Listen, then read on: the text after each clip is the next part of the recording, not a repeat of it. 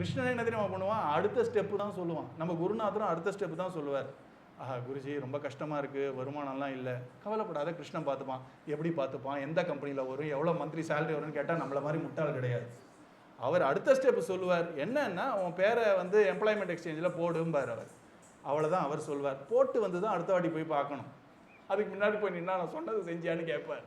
அந்த மாதிரி கிருஷ்ணனும் அப்படி தான் ஒரு ஸ்டெப்பு தான் காட்டுவான். அந்த ஸ்டெப்பை கரெக்டாக பண்ணணும். பண்ணிவிட்டு வெயிட் பண்ணுங்க, அடுத்த ஸ்டெப்பு சொல்லுவான். அவன் 10 அடி முன்னாடிலாம் காட்ட மாட்டான். ஏன்னா அது நமக்கு அவசியமும் கிடையாது, அது சொன்னாலும் நமக்கு புரியாது இல்லையா. இப்போ நம்ம காரில் இருட்டான ஒரு இடம்னு வச்சுப்போம். காரில் கலட்டுப்பட்டுலேருந்து ஸ்டேஷனுக்கு போகிறோம், சென்ட்ரல் ஸ்டேஷன் போகிறோன்னா எவ்வளோ கிலோமீட்டர், 38 கிலோமீட்டரா.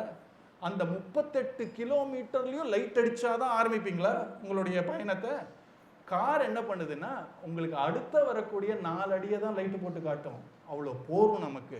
அந்த 4 அடி லைட்டில் கார் போன அப்புறம் அடுத்த 4 அடி லைட்டு தானாக காட்டுதோன்னு காரு. உங்களுக்கு தேவை 38 கிலோமீட்டர் லைட்டு கிடையாது, அடுத்த 4 அடிக்கான லைட்டு தான் வேணும். அதனால ஒரு பகவானோ குருநாதரோ அடுத்து என்ன பண்ணணும்னு சொல்லுவாரே தவிர உங்களுக்கு 5 வருஷத்துல என்ன ஆக போகிறது, 10 வருஷத்துல என்ன ஆகலாம் சொல்லிட்டு இருக்க மாட்டார். இதுக்கு அடுத்தது என்ன ஆகும், அதுக்கு அடுத்தது என்ன ஆகும்னு இப்பயே சொல்ல மாட்டார்.